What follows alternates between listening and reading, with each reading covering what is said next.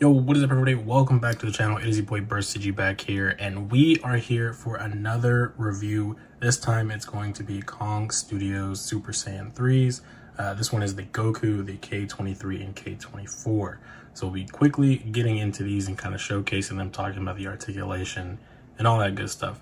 I do have the other two, the battle damage Vegito as well as the regular Vegito, but I mean, we can kind of break it up into another video, and the only reason why is just to kind of keep it a little shorter.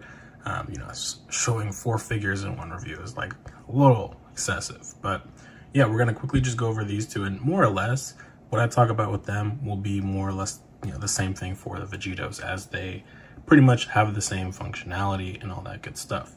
But without further ado, let me get these open and let's talk about them. All right, and we're back. So here we have the battle damage version of the Goku, as well as the non-battle damage version. And of course, Kong Studios had to be a little sly to get you to, buy the other one by making the ideal look from the Wrath of the Dragon movie kind of separated. But the good thing is, even if you did buy this version here, you still get a good full gi that you can use for, other characters and stuff like that, like Gohan, for example.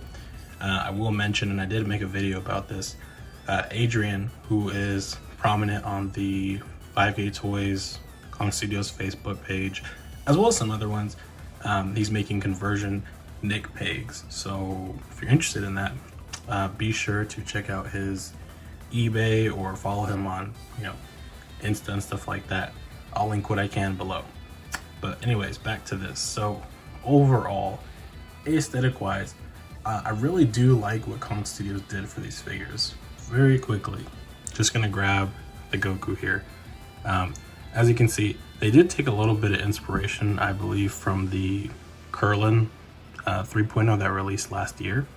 As you know, he also had sleeves here on the gi and up here on the shirt, but it wasn't soft plastic, it was more like hard plastic, so and also can move back a little easier.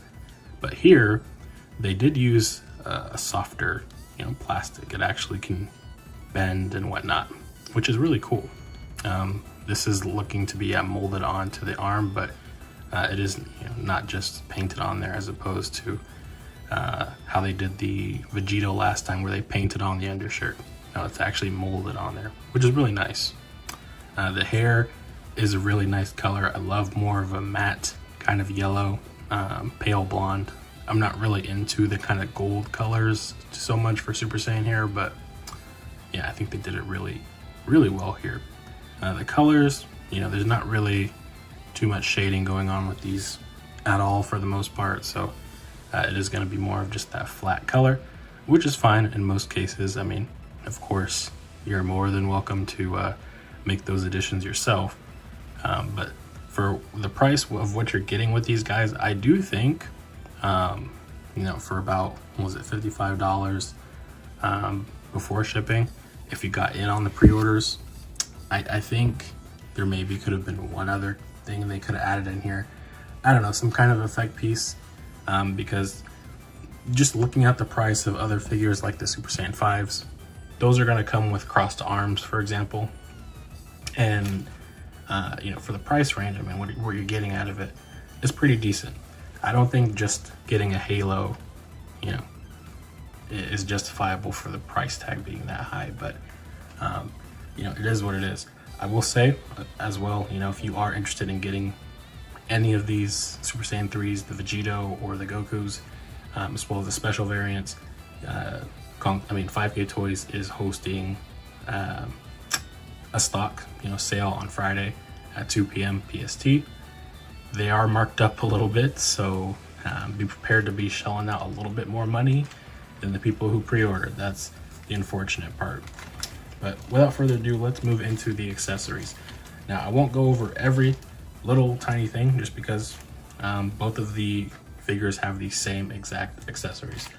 So like I mentioned before, there is the halo, and you plug it into a top portion of that hair. And as you can see here, we have the screaming face.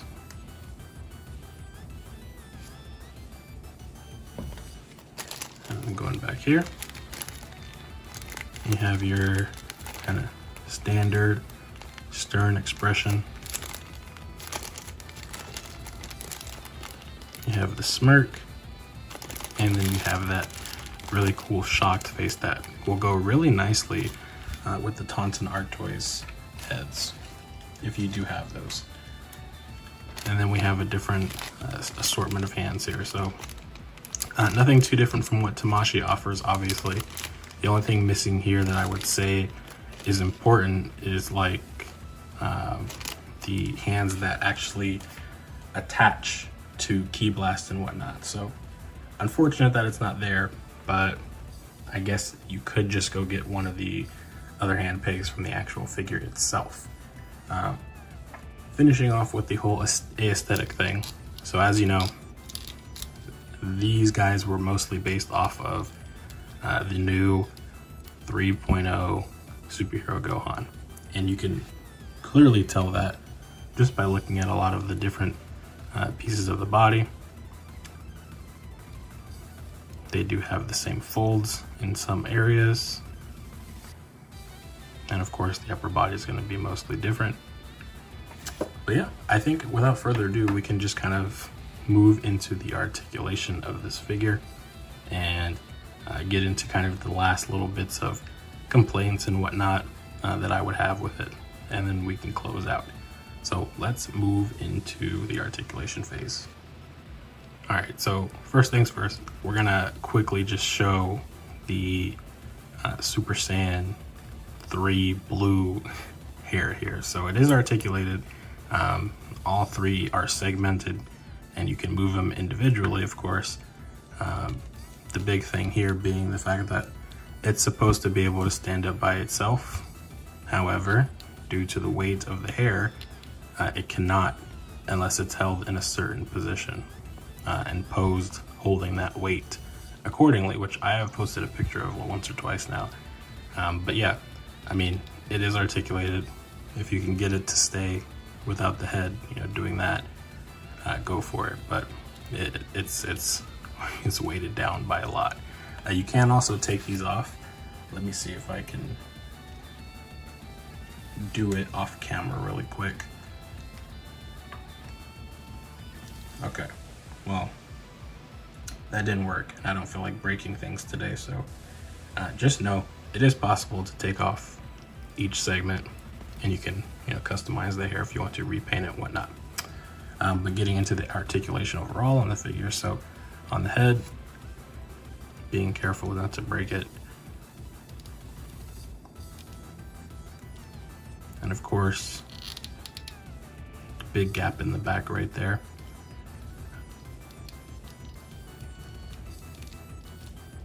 Yeah, with all this hair, it's gonna be hard to move around, but all good. So that's that. Let me see if I pop the head off just so we're not dealing with that 24/7. The neck can go down about that far. And this, I've had experience, it's easy to pop off, which is not a bad thing. This is the size of the peg hole.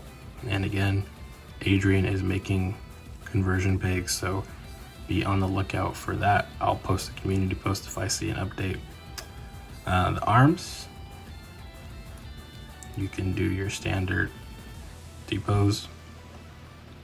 They do have a interesting, you know, drop down here with the arms. I think it's a little bit more range than Gohan. But yeah, big gap right there. You can kind of close it with the shirt, but it still looks a little off because you can see inside. But you just put it back up. You've got your bicep swivel. We can talk about that a little bit later too. I've got your bend at the elbow. And then you've got your wrist swivel here. And there we go with the butterfly joint. Honestly, not too bad. It's really good. Here we go with the ab crunch. That's about as far as you can go without using this segment here. Oops. It is easy to pop this off.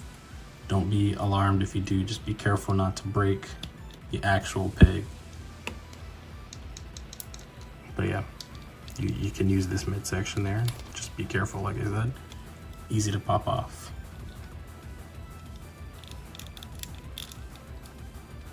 And without me kind of stressing it too much, you get the idea though. He can keep going a little lower. All right, as for the legs, almost a full split. Pretty good leg kick right there. You've got your thigh swivel, bend at the knee, and then some. Now, these ankles are kind of horrible in my opinion. You know, there's not too much range you get out of them, I feel, compared to the Vegito. You know, I did kind of, where is it? There's this little piece right here, yeah, that I cut off on the other one, I think. Or maybe it was the non-battle damage, I did that too. But I don't really like it. I feel like it hinders mobility right there. So you can get that amount of range out of it, not too good. I feel like it could have been a little bit better, but with some modifications, I'm sure you could probably get better range out of it. You also have your toe articulation. And yeah, it also can't really go down that well either. As soon as you want to go down, blocked by the back sole right there.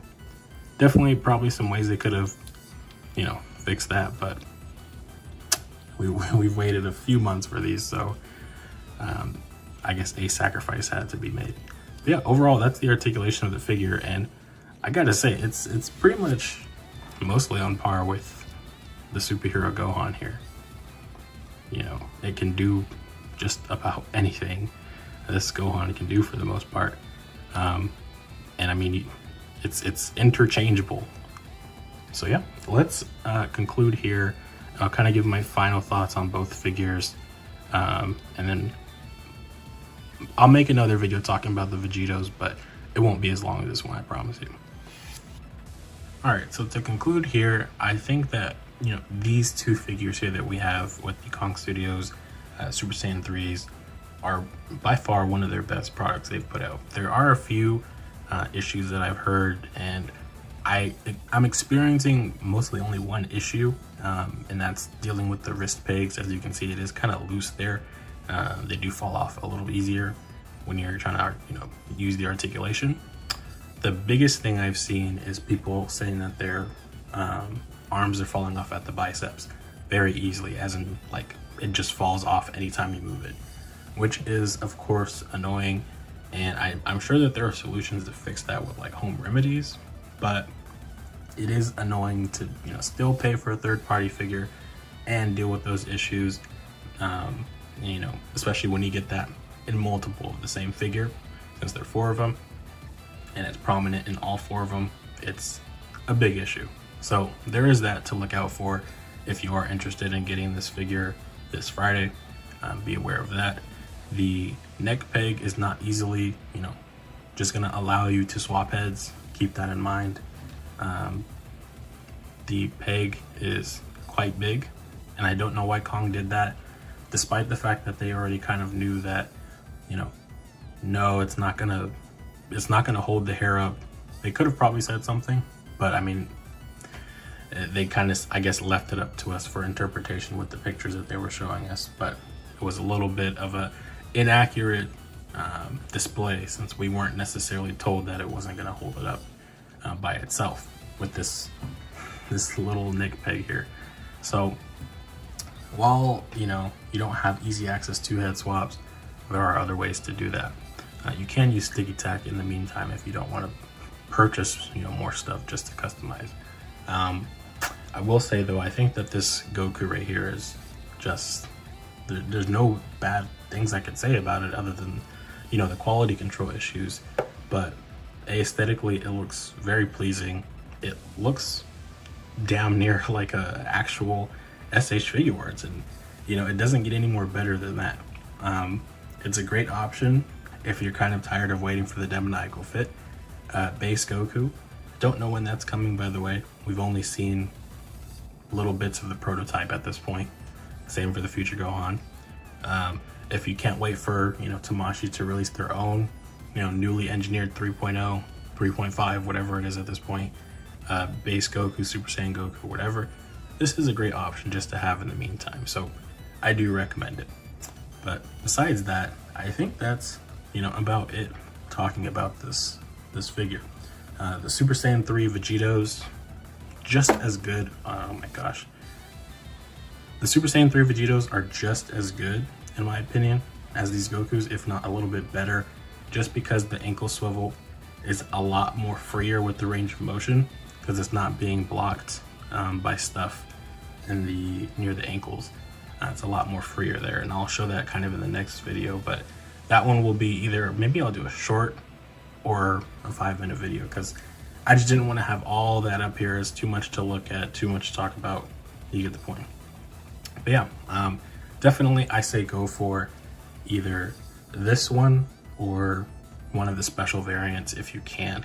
I don't agree with the price markups with 5K toys sometimes, but you know, they do warn about, like, if you don't get in on the pre-order, it's most likely going to get a price markup because you basically missed out at retail. Still, I think it's a little bit kind of scummy, but it is what it is at this point. But without further ado, I'm going to end it here. Hope you guys kind of enjoyed this mini fast review of these two figures. But yeah, with that being said, I'll catch you guys in the next video, and be on the lookout for more creator spotlight type videos. I think that's something I'm going to really run with, just to kind of do more, show more that's going on in the community and give them kind of a spotlight to show their stuff.